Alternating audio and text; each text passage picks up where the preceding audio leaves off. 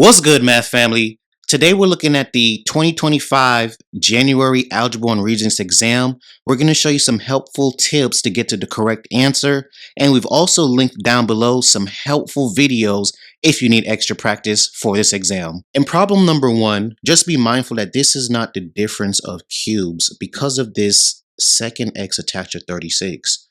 When we use the GCF and pull out x, we're left with x squared minus 36. So now this is the difference of squares, and we know the square root for x squared is just x, and the square root for 36 is just 6. And all we need to do is just alternate our signs. And now this expression is factored, and the complete answer, or the right answer, would be answer choice 3. Problem number 2, we're dealing with the equation of a line that passes through 2 points. First thing we need to understand is what is the slope. So we need to use the slope formula. We'll have 8 minus negative 2. This turns into a positive 10. And then when we do the x values, we have negative 1 minus 4, which gives us negative 5. So m is equal to negative 2. So we could eliminate answer choice 3 and 4. Now we're going to pick one of these points and we're going to simplify. So let's pick the first one. So we're going to use the point slope formula.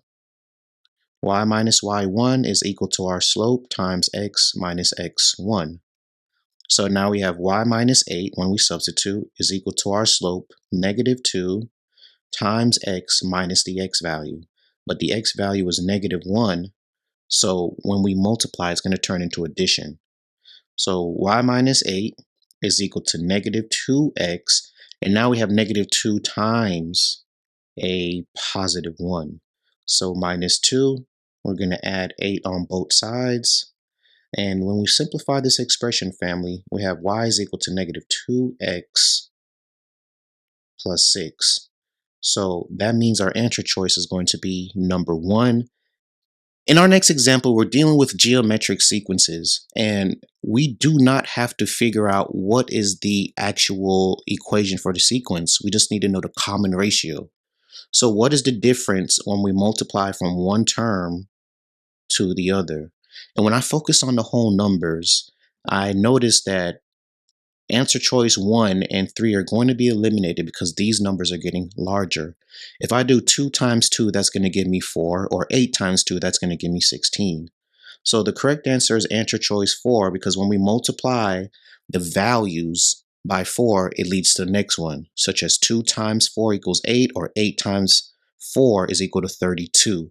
Just remember, geometric sequences are multiplication. They give us a polynomial expression and they want us to determine what is the constant. And we should always remember that the constant is just a number with no variable. So our correct answer choice is 1. Now, the reason why students get this wrong is because they assume, or they are moving too fast and think that this expression or polynomial is in standard form, where the constant is typically the last term. So this is how students could get answer choice 4, but just please be mindful it may not be in standard form, and what you're looking for is the number that does not have a variable. In problem number 5, family, they give us a linear function and they want us to determine what does 55 represent. But just please understand that linear functions are very similar to linear equations, especially the y is equal to mx plus b form. So when we look at this problem and we read it, they charge a setup fee plus an hourly rate. So the setup fee is the $80 and the hourly rate is $55. X represents the amount of hours, which they did not tell us. So our correct answer choice is number 2. And if they ask, or they want us to determine what C of X represents, this is the total amount of money charged, or the money that the company earns from cleaning up X amount of hours. Please be mindful of these type of problems. You will definitely see it. So we're dealing with polynomial expressions and we're combining them through subtraction.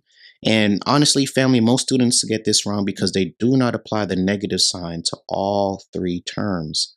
But I've learned that if you use this method, it may be more simple and easy for you all to get it correct. So if we write it like this, where the expressions are on top of each other, typically I've seen that students will not get it wrong. So when we start off, 5x squared minus 3x squared is 2x squared. So answer choice 3 and 4 eliminated. Negative 2x minus 3x is negative 5x. And 4 minus negative 1 is 4 plus 1, which will give us 5. So this will be our answer, and that answer is going to be choice number 2. So if you need help or you struggle with this, use this method where you write the expressions on top of each other and then subtract. In problem number 7, we're dealing with systems of inequalities, and they want us to determine which point is a solution to the systems. And we have to understand that we have 3 zones. We have zone 1 down here, which satisfies this solid line. We have zone 2, which is at the top, which satisfies this dashed line. And then we have zone 3, which I'm going to tell you guys satisfies both of them. That's why you see both of those lines, right? There's like a cross section area going on. And when we start looking at each dot, so when we look at this blue dot, this is not an answer because it does not satisfy the dashed line. Any point that falls on that dashed line is not a solution. So that is the point 1, 1. The point 2, negative 2, which is the green dot, this is not going to satisfy the dash line again because it falls on top of the dash line. So that is not an answer choice as well. When we go to the next one, choice 3, which is 1, 8, the purple dot, we notice that it only satisfies the dashed line equation, but not the solid line because it's behind it instead of in front of it, right? So we're talking about that purple dot. So this is not an answer either. But when we look at this orange dot, we notice that it satisfies both of the inequalities. It doesn't fall on either of the lines, but it's in the shaded area for both of them. So this is why answer choice 4 is the correct answer. And this is how you'll solve this type of problem. They give us an arithmetic sequence and they tell us that the first term is 25 and the third term is 15. So when we write this out, family, we know that the common ratio has to be the same between the first and second term and in the second and third term. But all we know right now is that there was a difference of negative 10. So if we think about this, that means from 25 to x, we subtracted 5, and then from x to 15, we subtracted 5 again. So our common ratio, or difference, I should say, is negative 5. So now when we use our formula, we can now figure out what the 10th term is. And this formula is a sub n is equal to a sub 1 plus d times n minus 1. So if we want to find the 10th term in the sequence, we have 25 plus negative 5 times 10 minus 1. So the 10th term in the sequence is equal to 25 minus 5 times 9, meaning the 10th term in the sequence is equal to 25 minus 45. So when we simplify, the 10th term in this sequence is going to be negative 20. So that means our answer choice is going to be number 1. And please just remember, if the sequence, the numbers are getting smaller, you have to put a negative in front of the common difference. Moving to problem number 9, family. And if this video has been helpful so far, please don't forget to smash the like button for us, comment down below, and subscribe to the channel. So we're dealing with literal equations and they want us to isolate and solve for W. So with this type of equation, I'm going to tell you that the first thing we want to do is get 2W by itself, and we're going to do that by subtracting 2L. So P minus 2L is equal to 2 times W. So to get W by itself, we're going to divide by 2. So we know that W is equal to P minus 2 times L all over 2. And when we look at our answer choices, this will be answer choice 2. Please remember that literal equations and rearranging formulas are very similar to how we solve equations. In the next problem, they want us to determine the number of plain deep dish pizzas that were sold in the month of February. So we're specifically focusing on these 200 deep dish pizzas. And for us to determine this, we need to add all the different types of pizza. So when we add these 8 values up, these 8 values are going to equal to 1,000. And then what we want to be mindful of is that there are 200 plain deep dish pizzas. Sorry about that, family. That is definitely a tongue twister. So when we divide, we're going to get 0.2. And the most important thing to remember after this is to multiply by that 100. So when we multiply, we're going to get 20%. So the correct answer choice is going to be answer choice number 1. We're dealing with solving equations that have fractions, and we could start this problem off by multiplying everything by 2. But what I typically tell students to do is let's simplify first so there's not that much things that we have to multiply by. So after we distribute this -2, we're going to have -6x plus 10 is equal to 9 over 2x minus 2. I could add 2 on both sides to get -6x plus 12 is equal to 9x over 2. And then I think at this step would be the best time to now get rid of the fraction. So we multiply by 2, and we multiply this entire expression by 2. So we're distributing again. So we're going to have -12x plus 24 is equal to 9x.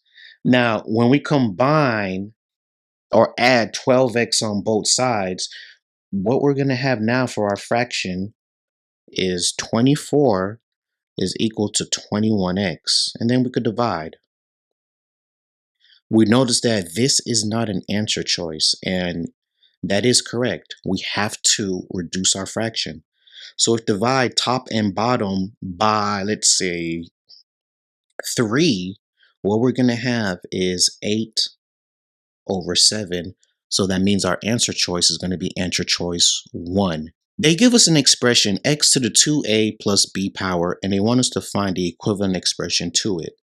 And we have to understand that when we look at answer choice 1 and 2, there is no exponent rule for when we're just adding the base. That would be more of like terms. So when we look at answer choice 1 and 2, this is incorrect.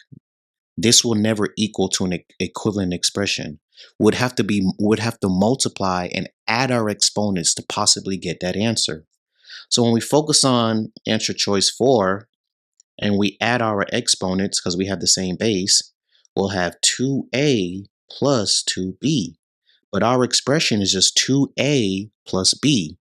So when we focus on answer choice 3, which is the correct answer, when we combine, this is how we get x to the 2a plus b. B stays the same because there is no other b exponent for us to combine it and add with, and that's why the answer choice is number 3. They give us a table of inputs and outputs that represent a function, and they want us to determine if the function is linear, quadratic, exponential, or absolute value.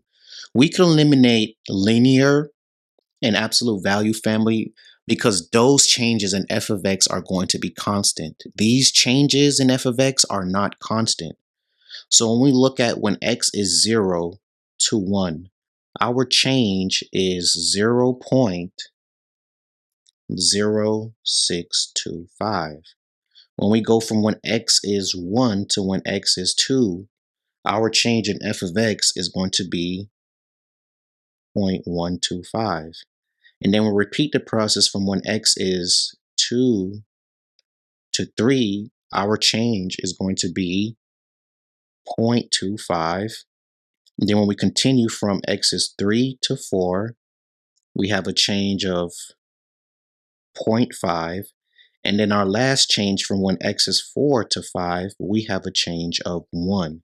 So this is why it is not answer choice 1 and answer choice 4. Now, for it to be quadratic, that means that our second change has to be constant. And when we look at this, that second change is not constant. So off rip, I know my answer choice is going to be exponential. So just please be mindful of some of these characteristics when we're talking about linear, quadratic, and exponential functions based on a table of values.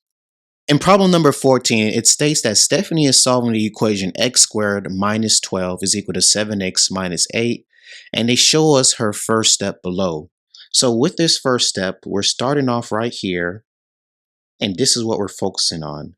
And for us to get from given to step 1, it looks like they had to add 8. That's the only change that we really see. And just remember that our answer is based on the step that was taken in the given to get to step 1. So that's why it is the addition property of equality. I noticed that students will get this wrong because they think it's the first step they would take when solving the problem, and that is incorrect. In problem number 15, there's two reasons why students get this wrong. Number one, they forget that sum just means addition. And then number two, they forget that when we add and subtract radical expressions, we only could combine them if they have the same number under the radical. And when they have the same number under the radical, no, we do not add the numbers under the radical. So if you thought it was answer choice wrong, that is incorrect.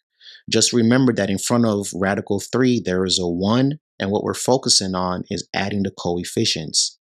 8 plus 1, which will be 9. The radical 3 acts as a variable and it remains the same, and this is why our answer choice is going to be answer choice 4. So in example number 16, they gave us a dot plot. And the question that they want us to answer is the mode for this math test is 80 and the median is 85. Which dot plot represents this data? So there's two things for us to understand. If the mode is 80, that means that the most dots will be found for 80. And when we look at answer choice 2 and answer choice 4, majority of the dots for the mode is not represented by 80. The mode for number 2 would be what looks like 85, and for 4, the same thing. So those two answer choices are eliminated. But when we look over here with answer choice 3 and answer choice 1, this mode looks correct. Now, the next thing students are going to want to do, they're going to want to write out the data set. And family, you do not need to do that because it's already arranged in order. All we need to do is figure out what is the middle term, and we could do that by just canceling our terms on the opposite side, just like you see me doing on my screen. So if we continue to cross out, we could then find out what is the actual median. And when we look, let's double check.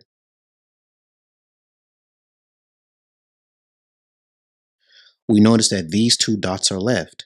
So if we add them, 85 plus 85, and then divide by 2, our answer is going to be 85. So the correct answer should be answer choice 1. However, just double check. So if we go to the next expression and we start crossing off our data points, are we going to get the same median? And when we look, we've already canceled out most of the dots, and it looks like the median is going to be 80, and that is incorrect. So just please be mindful on how to solve this type of problem if you come across it. In problem number 17, we're dealing with a function and they want us to identify the domain. So the first thing we should notice is this open circle because it affects our inequality. If it's an open circle, that means it's going to be greater than or less than. There will be no or equal to symbol. So that's why answer choice 2 and 4 are eliminated. Now, you can get answer choice 3 if you misinterpret the domain and think that it's attached to the y-axis. Because if it was the range, it would start with -4, but we're talking about the domain. And when we look at the x-axis, this graph starts when x is -2, and it includes all the values that are greater than -2. So this is why the answer choice is number 1. Please be mindful and remember that domain goes with the x values and range goes with the f of x, aka y values. In the next problem, they tell us that Alina's fastest time for the 50-meter dash is 7 seconds. And she wants to know how fast this is in inches per minute. Which expression can Elena use for a correct conversion? So what we want to focus on is meters per second, and we're going over to inches per minute. So this is our starting point. So answer choice 1 and 2 were gone because those are seconds per meters. That is incorrect. And when we look down at our answer choices, remember that when we're converting, we want the units to cancel out. So let's look at answer choice 3. So we could cancel out seconds with seconds, but then what we're left with is meters times meters, meaning we have meters squared over a minute times inch. And that is not going to result in the inches per minute. So this is probably wrong. And our correct answer choice is number 4. But let's just double check. So when we look here, right, we have seconds cancel out, and then we have meters cancel out. And what are we left with? Inches over minute. And that is the unit that we do want. So please just be mindful with these type of problems and understand that when it says inches per, the first one before the per is typically the numerator, and what comes after the per is going to be the denominator. They're betting on you confusing those two to get this type of question incorrect. Our next example gives us a data where they're talking about the temperature in August based on the year, and they want us to determine the interquartile range. If you have a graphing calculator, the calculator could do this for you. If you're someone who struggles to use the calculator, this is what they're basically asking you to do. So we're going to list this data, and we're only focused on the temperature, not the year. We're going to write this data set in order. So we have 77, 78,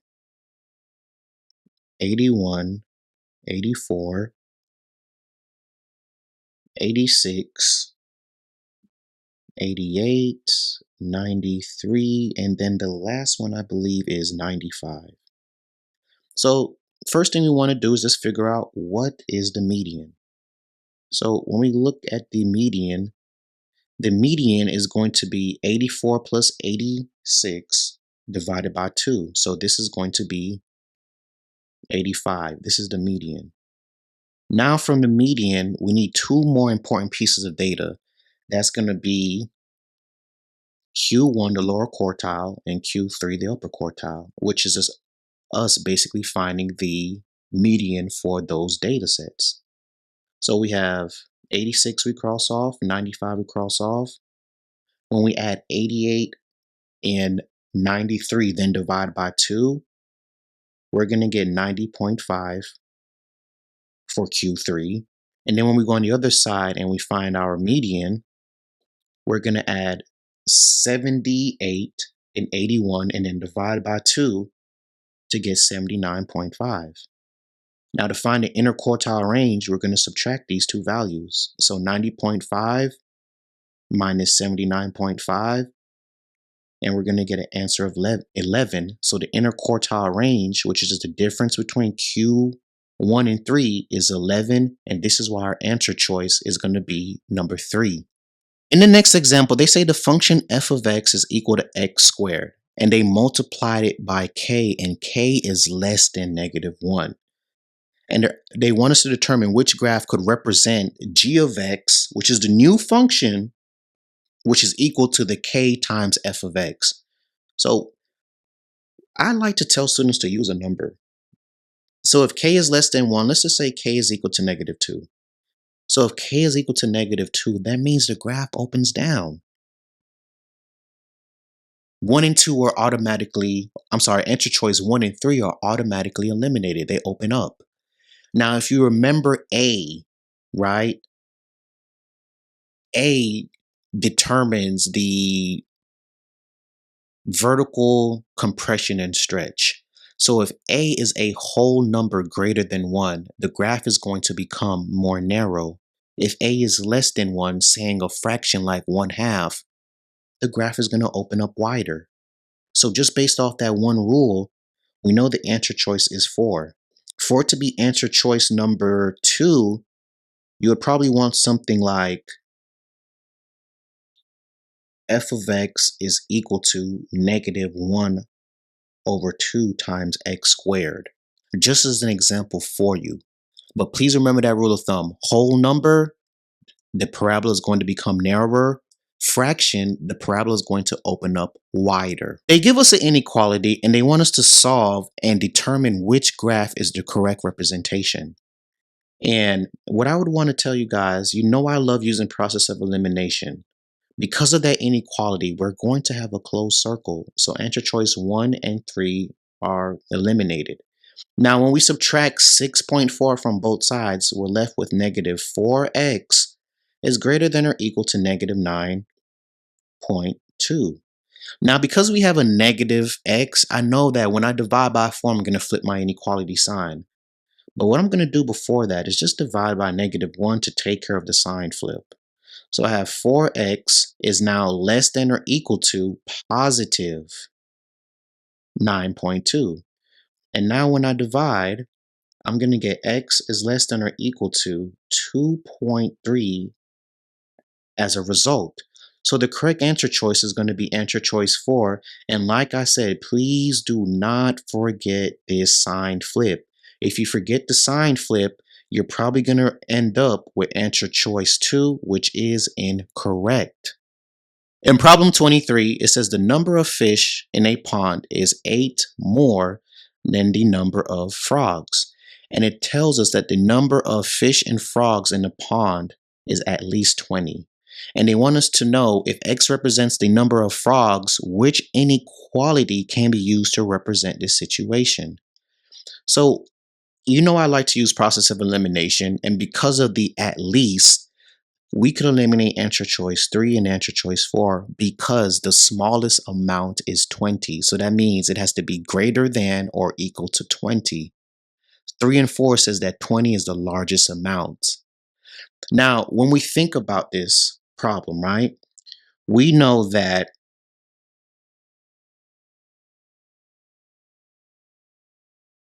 x is going to be represented by what? Is going to be represented by the number of frogs, right? And then when we think about the fish are represented by what? The amount of frogs, which is x, plus 8 more. Now, when we focus on our variables and we're creating this inequality, this is what we're going to use in addition to 20. So we have x plus 8 is greater than or equal to 20. So this is how we get 2x plus 8 is greater than or equal to 20. Because they use one variable to represent this situation, it makes it a little bit trickier in comparison to when we have one variable, and that is why it is answer choice number 2. And now we're going to move on to the last problem of this video. Last problem of this video, family. And like we said before, if this video has been helpful in any way, shape, form, or fashion, please comment down below, subscribe to our channel, and don't forget to smash the like button. The question wants us to determine which function is always decreasing over the interval x is greater than -3 and less than 3. So if we look at each of these graphs, we're talking about in between these two lines. When we look at answer choice 1, this function is always increasing. That is incorrect. When we look at -3 and +3 for answer choice 3, this function is always increasing over that interval. Now, when we go to answer choice 3 and we're talking about, answer choice 2, and we're talking about when between -3 and +3, we see that this is increasing and decreasing, so that's incorrect. But when we get over to our answer choice 4, when x is between -3 and +3, we see that what? The values included are always decreasing, right? All these y values are getting smaller. So this is why answer choice 4 is correct, and this is how you will solve this type of problem. We really hope that this January 2025 Algebra 1 Regents exam review was helpful for you, math family. If it was, don't forget to smash the like button, subscribe to our channel, and leave comments down below if you had questions on this video or if there's topics you'd like to see on our channel in the future. Thank you guys so much for continuing to watch and support Algebra 1 with Mr. Peters.